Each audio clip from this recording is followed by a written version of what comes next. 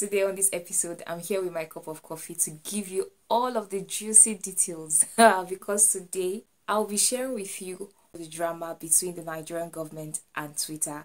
And for those who haven't heard about it, trust me, I'm going to download all of the events since the Nigerian government declared war on Twitter. You don't want to miss it. Join me. Welcome to Premium Times on the Go. I am Titilope Fadari. Hey, quick one. I'm sure some of you have heard of James Sibori and the over 4.2 million euros that was stolen by him. But for you, do you think paying ransom is a viable means to end insecurity? So the drama started on June 2nd when Twitter deleted President Muhammadu Buhari's tweet. Now, what's in this tweet? The tweet threatened to deal with people in the southeast, which he blames for the recurring attacks on public infrastructure in the region. Well, it seemed everything had died down, not until Friday, the day on the 4th of June, when the Minister of Information and Culture, Lai Mohammed, announced an indefinite suspension of Twitter's activities in Nigeria. He said the persistent use of the platform is capable of undermining Nigeria's corporate existence. Of course, this declaration was met with outrage from Nigerians active on this social media platform.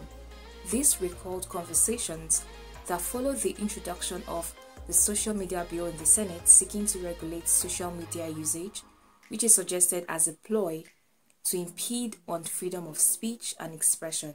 Now, that same day, press freedom groups also voiced their opposition as SERAP, Nigerian Bar Association, and the opposition party, People's Democratic Party, threatened to press charges if the ban wasn't reversed.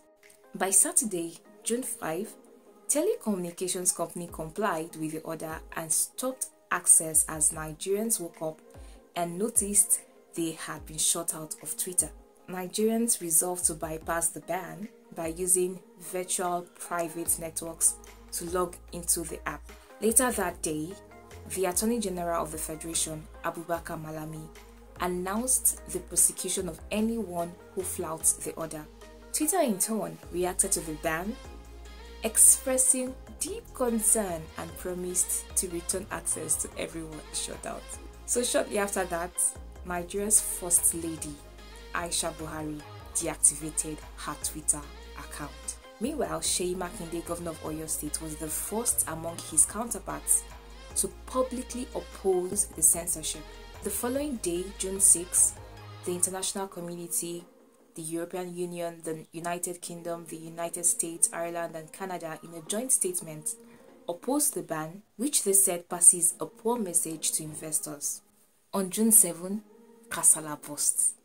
The National Broadcasting Commission directed broadcast stations to stop using Twitter as a source of user-generated content. Nigeria later summoned foreign envoys for a meeting over the ban. Now, this is where spiritual leaders joined the WhatsApp group. The General Overseer of the Redeemed Christian Church of God, Pastor Enoch Adeboye, defended his continued use of Twitter with respect to right to freedom of opinion and expression. The founder and General Superintendent of Deeper Christian Life Ministry Worldwide, Pastor William Kumuyi, said the church has branches across 100 countries and 5 continents, hence it can tweet from anywhere in the world. Probably to lead by example, the Attorney General of the Federation, Abubakar Malami, announced the deactivation of his Twitter account on a screenshot via Facebook, which had an icon of a prohibited cryptocurrency and VPN used to log into the app. That day, lawmakers sat, and while the Senate kept quiet about the ban, the House of Representatives resolved to summon the Minister of Information and Culture before its joint committees on Justice, Commerce and Information. The Speaker of the Green Chamber, Femi Gbajabiamila, gave the committees 10 days to work, but these did not sit well with the PDP rep members who staged a walkout in protest over the resolution. On June 9, Lai Mohammed said Twitter approached the federal government for dialogue with a view to resolving the problem that led to the suspension of its activities in Nigeria. Now, one thing to note about Twitter is that it has been an instrumental push for positive change, with hashtags like #BringBackOurGirls after Boko Haram kidnapped 276 schoolgirls in 2014, and #EndSARS during anti-police brutality protests last year. It is worthy to note that in all of these, each hour of the ban cost Nigeria about $250,000, that's 102.5 million naira, bringing the daily loss to 2.5 billion naira.